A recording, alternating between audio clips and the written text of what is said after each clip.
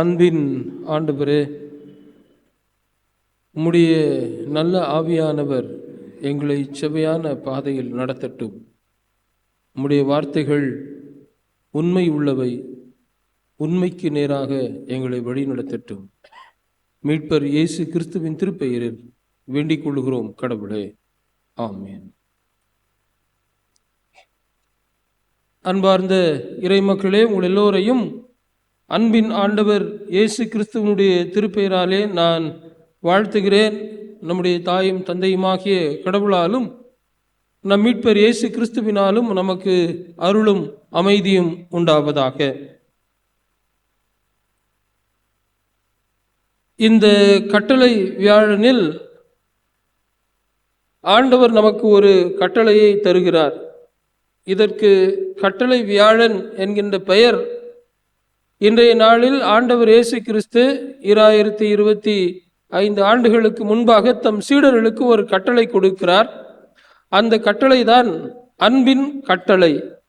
நீங்கள் ஒருவர் மீது ஒருவர் அன்பு கொண்டு வாழுங்கள், அன்பு கூறுங்கள் என்கின்ற கட்டளை.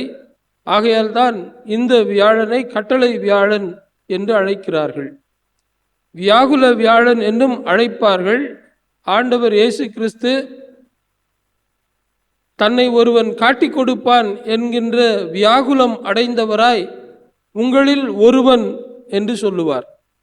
உங்களில் ஒருவன் என்று சொன்னால் என்ன பொருள்? அந்த 12 அவர் நண்பர்கள் என்று சொல்லியிருப்பார். நண்பர்களுள் ஒருவர் தன்னை காட்டிக் கொடுக்கிறாரே என்கின்ற வியாகுலம் அடைந்ததால் அந்த வார்த்தைகளை சொல்லுவார். உங்களுள் நண்பர்களுள் ஒருவர் என்னை காட்டிக் கொடுப்பார். நண்பர்கள் ஒருபோதும் ஒருவரை ஒருவர் காட்டிக் கொடுக்க மாட்டார்கள். ஆனால் துரோகிகள் நண்பராக இருந்து காட்டிக் கொடுப்பார்கள். அதனால தான் எதிரியை கூட சிநேகிக்கலாம், எதிரியை மன்னிக்கலாம் அப்படின்னு ஆண்டவர் இயேசு சொல்லுவார். ஆனால் துரோகிகளை மன்னிக்க முடியாது. சிலுவை எதிரிகளை மன்னிக்கும், ஆனால் துரோகிகளை அது மன்னிக்காது. இந்த அன்பின் கட்டளையை இயேசு கிறிஸ்து இந்த நாளில் தந்ததால் இதனை கட்டளை வியாழன் என்று சொல்லுகிறோம். இந்த கட்டளை வியாழனில் இயேசு கொடுத்த அந்த அன்பின் கட்டளை நமக்கு எதை நினைவு கூறும்படி அழைக்கிறது என்பதைத்தான் இந்த நாளிலே நாம் சிந்திக்க இருக்கிறோம். நாம் படிக்க கேட்ட இந்த பழைய ஏற்பாட்டு பகுதியில் இஸ்ரேல் மக்கள் விடுதலை பெற்று பாலை நிலத்தில் பயணம் செய்து கொண்டிருக்கிறார்கள். இந்த பயணத்தின் போது அவர்களுக்கு பல்வேறு சவால்கள் வாழ்வில் யதார்த்தமாக வருகிறது. இப்படி வாழ்வில் யதார்த்தமாக வருகிற சவால்களை எல்லாம் கடவுளுடைய துணையோடு சந்திக்க வேண்டும். ஆனால் இந்த இஸ்ரேல் மக்கள் கடவுளுக்கு எதிராக முறுமுறுக்கிறார்கள். விடுதலை தான் முக்கியம், சுதந்திரம்தான் முக்கியம். இந்த விடுதலை வாழ்வை ஆண்டவர் இஸ்ரேல் மக்களுக்கு கொடுத்திருக்கிறார். எல்லா உரிமைகள் இப்போது இவர்களுக்கு உண்டு. எகிப்தில் இருக்கிற போது, அடிமைகளாக இருக்கிற போது அவர்களுக்கு எவ்விதமான உரிமையும் இல்லை. அவர்கள் ஒருவரோடு ஒருவர் பேசக்கூடாது. அவர்கள் உழைத்தால் அதற்கான கூலி அவர்களுக்கு கிடைக்காது. உணவு அவருடைய உரிமை, ஆனால் உணவும் அவர்களுக்கு கிடைக்காது.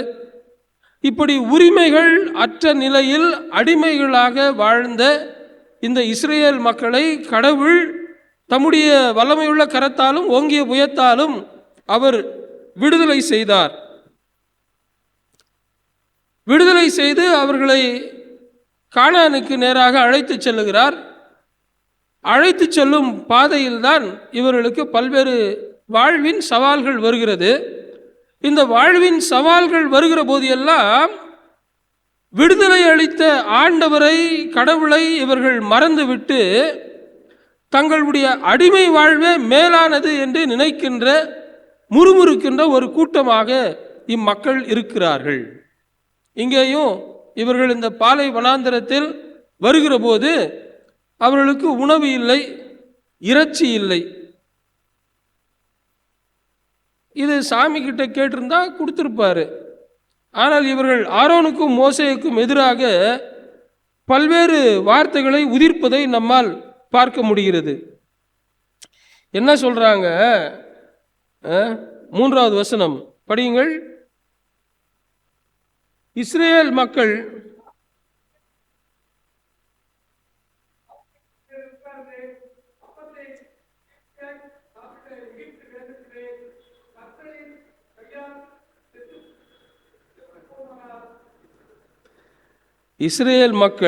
அவர்களை ஆரோன் மோசேயை நோக்கி, இறைச்சி பாத்திரத்தின் அருகில் அமர்ந்து அப்பம் உண்டு நிறைவடைந்து எகிப்து நாட்டிலேயே ஆண்டவர் கையால் நாங்கள் இறந்திருந்தால் எத்துணை நலமாயிருக்கும்.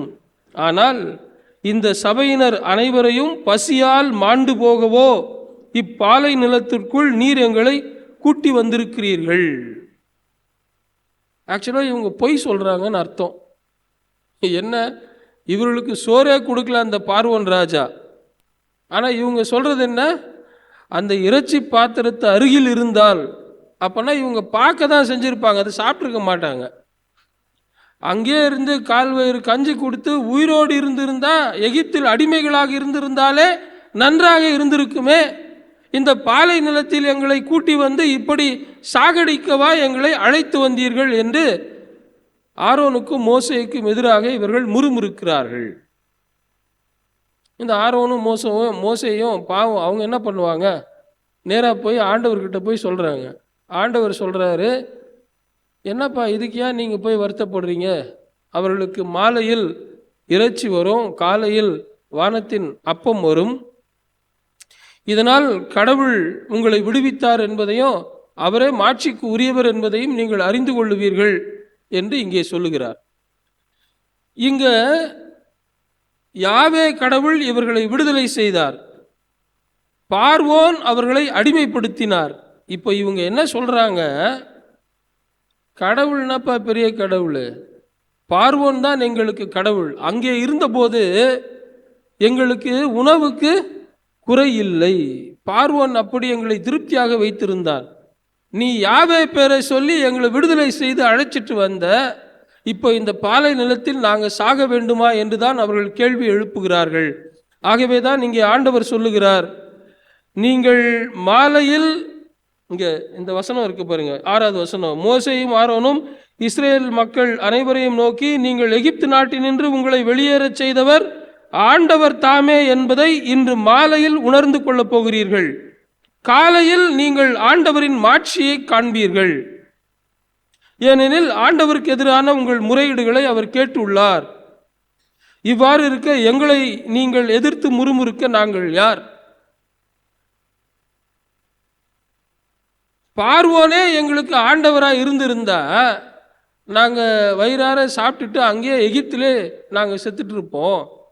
யாவேவை நாங்கள் ஆண்டவராக ஏற்றுக்கிட்டு இந்த பாலை நிலத்தில் சாகவா இங்கே எங்களை அழைத்து வந்தீர்கள் என்பதுதான் உண்மையான கேள்வி. அப்போதுதான் ஆண்டவர் அவர்களை பார்த்து சொல்லுகிறார், ஆண்டவர் தான் உங்களை எகிப்திலிருந்து வெளியே கொண்டு வந்தார் என்பதை இந்த மாலையில் இறைச்சி உண்பதால் நீங்கள் அறிந்து கொள்ளுவீர்கள். காலையில் கடவுளுடைய மாட்சியை நீங்கள் பார்ப்பீர்கள். கடவுளுடைய மாட்சின்னா என்ன? வானத்திலிருந்து மன்னா வரும். அதில் என்ன பெருசா கடவுளுடைய மாட்சி? பொதுவாக உணவு எங்கேருந்து வரும்? பூமியிலிருந்து வரும்.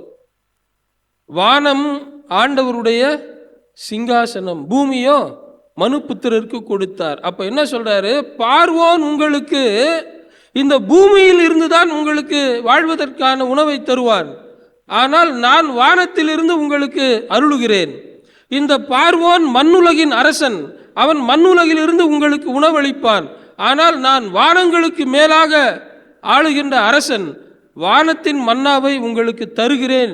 அதனால் கடவுள் பார்வோனை காட்டிலும் மாட்சி மிக்கவர் என்பதை நீங்கள் அறிந்து கொள்ளுவீர்கள் என்றுதான் ஆண்டவர் இவர்களுக்கு இந்த காரியங்களை செய்கிறார். இப்படி வானத்தின் மன்னாவை அளித்து இறைச்சியை அவர்களுக்கு தருவதால் கடவுளின் அன்பு விடுதலை அளித்து வாழ்வு அளிக்கும் என்பதை இங்கே கடவுள் நிரூபித்து காட்டுகிறார். பல நேரங்களில் முன்பு ஒரு காலத்தில் சிறை கைதிகள் வெளியில் வந்தவுடன் அவர்களுக்கான பராமரிப்பு இருக்காது.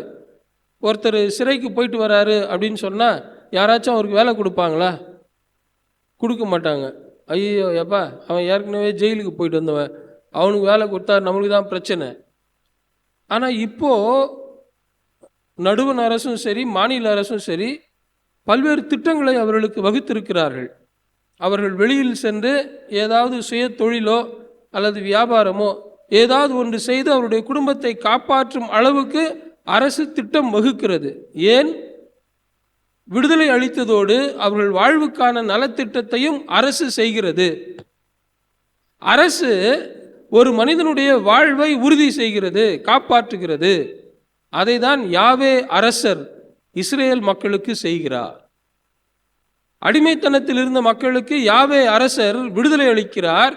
விடுதலை அளித்தது மட்டுமல்ல, அவர்களுடைய வாழ்வை உறுதி செய்யும் வண்ணம் அவர்களுக்கு உணவளித்து அவர்களுடைய வாழ்வை காப்பாற்றுகிறார்.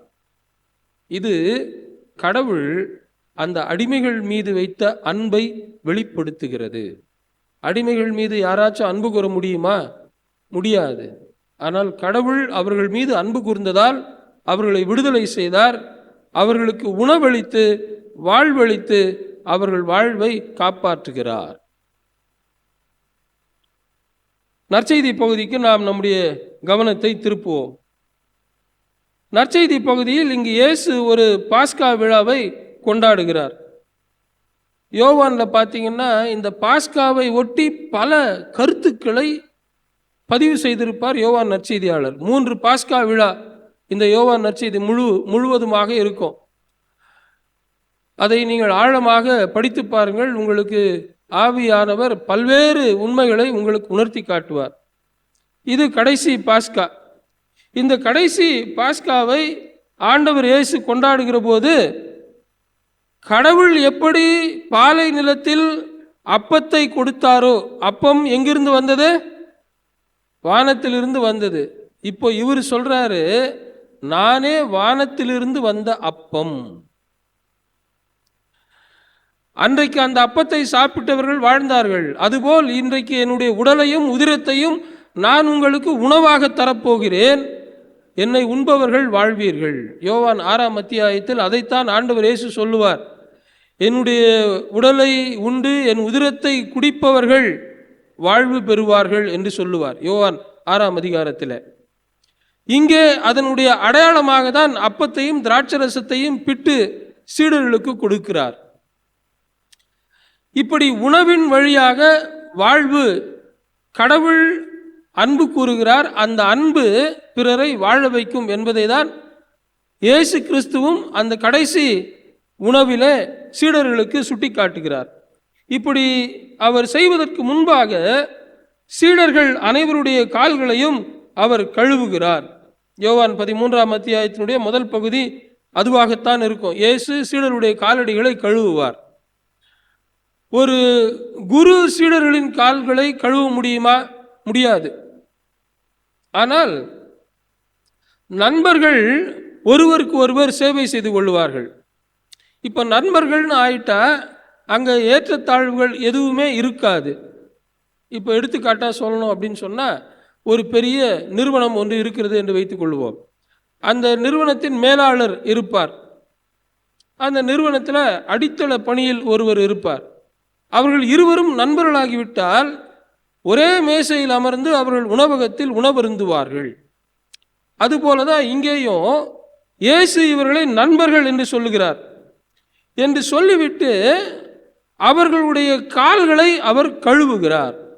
இயேசு இந்த விருந்தை ஆயத்தம் செய்கிறார். பொதுவாக காலகட்டத்தில் யூத வழக்கத்தின்படி விருந்தை ஆயத்தம் செய்கிறவர் அடிமைகளை வைத்திருப்பார்.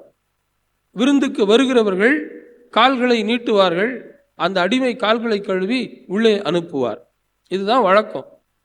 இயேசு என்ன நினைச்சாரு? நாம ஒரு இறை அரசை உருவாக்க இருக்கிறோம். நமக்குள் அடிமைகள் யாரும் இருக்கக்கூடாது. நாம் எல்லோரும் நண்பர்கள். ஒருவர் ஒருவருடைய கால்களை கழுவி கொள்ளுவார்கள் என்று இவர் கால் கழுவிட்டு உள்ள வந்துட்டார். இவர் கொஞ்ச நேரம் பார்க்கிறார், எல்லாருடைய காலும் அழுக்கா இருக்கு. என்னப்பா யாரும் கால் கழுவலையா அப்படின்னா, பேதுரு சொல்லியிருப்பார், நான் தான் முதல் சீடன், எனக்கு தான் எல்லாரும் கால் கழுவணும், நான் போய் மற்றவங்க காலை கழுவ முடியுமா?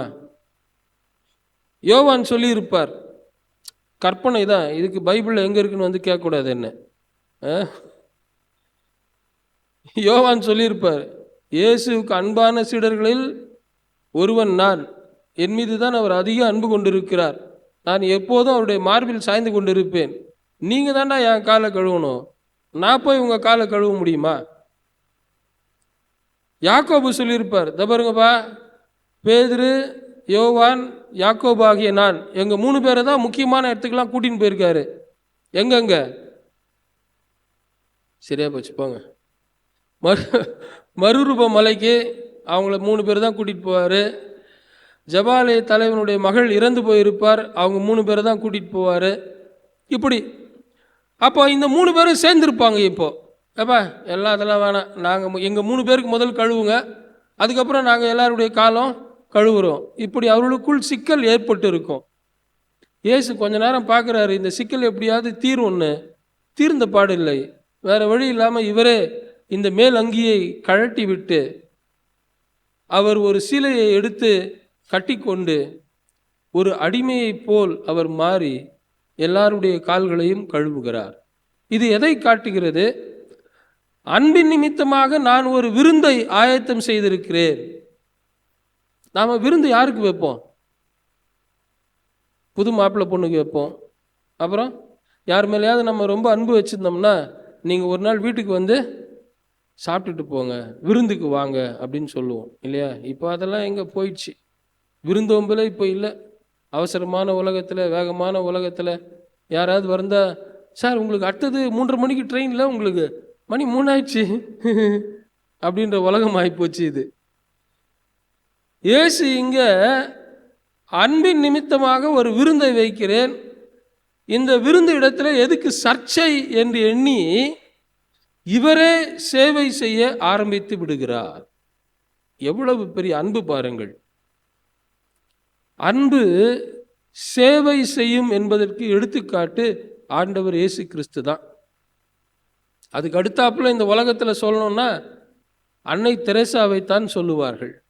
அவருடைய சேவை உலகம் வியக்கிறது. அது எதனால? அன்னை தெரேசாவை ஒரு நாள் பத்திரிகையாளர்கள் எல்லோரும் அவரை நேர்காணல் செய்கிறார்கள். அப்போ கேட்குறாங்க, அம்மா 10 அடிக்கு அந்த தொழுநோயாளிகள் இருந்தாலே எங்களுக்கு இங்கேயே துர்நாற்றம் வீசுகிறதே, நீங்கள் எப்படி அவர்கள் அருகில் அமர்ந்து உங்கள் கைகளால் தொட்டு அதையெல்லாம் சுத்தம் செய்கிறீர்கள்? அப்போ அவங்க என்ன சொன்னாங்களாம், நான் இப்படி ஒவ்வொரு தொழுநோயாளியையும் தொடுகிற போதெல்லாம், அவருடைய காயங்களை கழுவுகிற போதெல்லாம் என் ஆண்டவர் இயேசுவுக்கு நான் சேவை செய்கிறேன் என்பதுதான் என்னுடைய மனதில் தோன்றும். என் கண்களுக்கு முன்பாக அவர்தான் தோன்றுவார் என்று சொன்னார்களாம். அன்பு சேவை செய்ய நம்மை தூண்டும். அன்பு பிறரை வாழ வைக்கும். அன்பு பிறருக்கு சேவை செய்ய நம்மை தூண்டும்.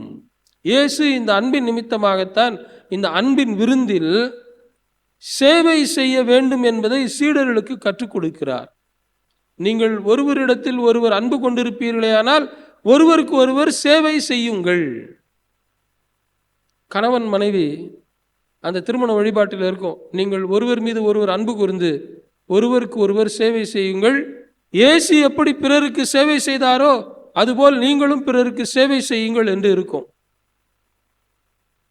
ஆனால் இன்னைக்கு நிறைய வீட்டில் பார்த்தீங்கன்னா, யார் தான் யாருக்கு சேவை செய்வா? பெண்கள் தான் ஆண்களுக்கு சேவை செய்கிறார்கள். ஒரு சில வீட்டில் சமநிலையில் இருக்கும், ஒரு சில வீட்டில் அப்படியே உல்டாவாக இருக்கும். ஆனால் எதுனாலும் அது தவறு. ஒருத்தரே சேவை செஞ்சால் அது தவறு, ஒருத்தரே ஓய்வு எடுத்துகிட்டு இருந்தால் அதுவும் தவறு. இருவரும் ஒருவருக்கு ஒருவர் சேவை செய்ய வேண்டும். பெற்றோர் பிள்ளைகளுக்கு சேவை செய்ய வேண்டும், பிள்ளைகள் பெற்றோருக்கு சேவை செய்ய வேண்டும். இது குடும்ப அளவில். திருச்சபை அளவில் யாருக்கெல்லாம் உதவி தேவைப்படுகிறதோ அவர்கள் எல்லோருக்கும் சேவை செய்ய வேண்டும். அதுதான் திருச்சபை. ஆகையினால தான் ஆதி திருச்சபையில் அனாதைகள், கைம்பெண்கள், திக்கற்றோர், அவர்களுக்கு எல்லாம் திருச்சபையிலேயே ஒரு இடம் இருந்தது. அவர்களுக்கு அனுதினமும் உணவளித்து அவர்களுக்கு சேவை செய்வார்கள். சில ஆலயங்களில் இதை மாதிரியாக வச்சு அதை செய்து கொண்டிருக்கிறார்கள். இப்படி அன்பு பிறருக்கு சேவை செய்ய நம்மை தூண்ட வேண்டும். ஆனால் இப்போ எப்படி இருக்குன்னு நினைக்கிறீங்க? இந்த அன்பு, எனக்கு இவங்க ஏதாச்சும் செய்யணும் அப்படின்னா நான் உடனே என்ன பண்ணுவேன்? அவங்களுக்கு ஏதாச்சும் செய்வேன். எதிர்பார்த்து செய்கின்ற அன்பு தான் இன்றைக்கு நம்மிடம் இருக்கிறதே தவிர, எதிர்பாராமல் சேவை செய்கின்ற அன்பு என்பது இப்போது குறைந்து போய்விட்டது. திருச்சபைனா சேவை செய்வது, எதையும் எதிர்பார்க்காம சேவை செய்வது தான் திருச்சபை. அவர்கள்தான் கிறித்தவர்கள். இந்த திருவிருந்து இன்றைக்கு நம்மை அழைக்கிறது. நீங்கள் பிறருக்கு எதிர்பார்க்காமல் சேவை செய்யுங்கள். ஏன்? இயேசுவினுடைய உடலும் உதிரமும் அதைத்தான் எதிரொலிக்கிறது. நான் அப்படி எதிர்பார்க்காமல் தான் என்னுடைய உடலையும் உதிரத்தையும் இந்த உலகுக்கு கொடுத்தேன். நீங்களும் இந்த உணவை உண்டு பிறருக்கு சேவை செய்யுங்கள். அப்போ அன்பு பிறரை வாழ வைக்கும், அன்பு சேவை செய்யும். மூன்றாவது, அன்பு தன்னையே பலியாக்கி கொள்ளும். எப்படிங்க? தற்கொலையாது? தற்கொலை இல்லை, பிறருடைய வாழ்வுக்காக அது தன்னை பலியாக்கும். பிறருடைய வாழ்வை காப்பாற்றுவதற்காக தன்னை அர்ப்பணித்து விடும். இந்த சிலுவை நமக்கு வலியுறுத்துகின்ற உண்மை அதுதான். சிலுவை சுமப்பது என்பதும் அதுதான். சிலுவை சுமப்பது என்று சொன்னால் நாம் நம்முடைய அனுதின பாடுகளை, வாழ்வில் வருகிற யதார்த்தமான பாடுகளை நாம் நினைத்துக் கொள்கிறோம். அதுவல்ல. பிறருடைய வாழ்வின் முன்னேற்றத்திற்காக, பிறருடைய வாழ்வின் நலனுக்காக, பிறருடைய வாழ்வை காப்பாற்றுவதற்காக நான் பாடுகள் அனுபவிக்கிறேன் என்று சொன்னால் அதுதான் சிலுவை. இயேசு கிறிஸ்துவினுடைய சிலுவை அவர் தன்னுடைய வாழ்வுக்காக அவர் சுமக்கவில்லை. உலக மக்கள் எல்லோரும் வாழ்வு பெற வேண்டும் என்பதற்காக அவர் சிலுவை சுமந்தார். சிலுவை சுமந்து அதில் தன்னையே பலியாக ஒப்பு கொடுத்தார். அதனுடைய பொருள் என்ன? அன்பு நேசத்தை காட்டிலும் வலியது. அன்பு மரணத்தை காட்டிலும் வலியது. அப்போ ஒருவர் மீது அன்பு வைத்திருந்தால் அவருக்காக தன்னுடைய வாழ்வையே அவர் அர்ப்பணித்துக் கொள்ளுவார். அன்னை தெரேசா கடைசி காலகட்டத்தில் பார்த்தீங்கன்னா அவருக்கே தொழுநோய் வர மாதிரி அப்படியே ஆயிடுச்சு உடலெல்லாம். அப்போ அவரை பார்த்து கேட்டார்கள், என்ன உங்களுக்கு இப்படி ஆயிடுச்சே அப்படின்னா, எனக்கு இப்படி வந்தது நல்லது. என்னம்மா இப்படி சொல்றீங்க? ஆமாம், இயேசுவின் தழும்புகளோடு என்னுடைய தழும்புகளும் இணைந்து கொள்ளுகிறது. இயேசு பிறருக்காக சேவை செய்து அவர் தழும்புகளை வாங்கினார். அதனால் நானும் பிறருக்கு சேவை செய்ததால் இந்த தழும்புகள் வருகிறது. இயேசுவோடு நான் இணைந்திருக்கிறேன் என்பதை நினைத்து மகிழ்ச்சி அடைகிறேன் என்று சொன்னார். இப்படி அன்பு தன்னை பிறருக்காக பலியாக்கும். அந்த அன்பை, பலியாக்கும் அன்பை நினைவு கூறுவதற்காகத்தான் இந்த திருவிருந்து என்னும் உணவு. பாலை நிலத்தில் கடவுள் உணவளித்தார். இஸ்ரேல் மக்களின் வாழ்வை காப்பாற்றினார். கடைசி இரவன் போது இயேசு உணவளித்தார். அன்பு சேவை செய்ய வேண்டும் என்பதை வலியுறுத்தி காண்பித்தார். சிலுவையில் இயேசு தம்முடைய உடலையும் உதிரத்தையும் உணவாக கொடுத்தார். மக்கள் எல்லோரும் ஒருவர் மீது ஒருவர் அன்பு கூர்ந்து பிறருடைய வாழ்வுக்காக தங்களை பலியாக கொடுக்க வேண்டும். இப்போதும் இந்த உணவை நாம் அருந்த இருக்கிறோம். நம்முடைய அர்ப்பணிப்பு எவ்விதத்தில் இருக்கிறது என்பதை நாம் சீர்தூக்கி பார்க்க வேண்டும். இந்த உணவை அருந்த ஆயத்தப்படுகின்ற நாம் பிறருடைய வாழ்வுக்காக நான் என்னை அர்ப்பணிப்பேன், பிறருக்கு சேவை செய்ய நான் என்னை அர்ப்பணிப்பேன், பிறருக்கு வாழ்வு தர நான் என்னை அர்ப்பணிப்பேன் என்கின்ற எண்ணத்தோடு இந்த உணவை பெற்று நாம் வாழ்வோமேயானால் கிறிஸ்து நம்மில் மாட்சி பெறுவார் என்பதில் எவ்விதமான ஐயம் இல்லை. இறை அருள் நம்மோடு இருந்து இந்த வாழ்வுக்கு நேராக நம்மை வழிநடத்தி காப்பதாக. ஆமேன்.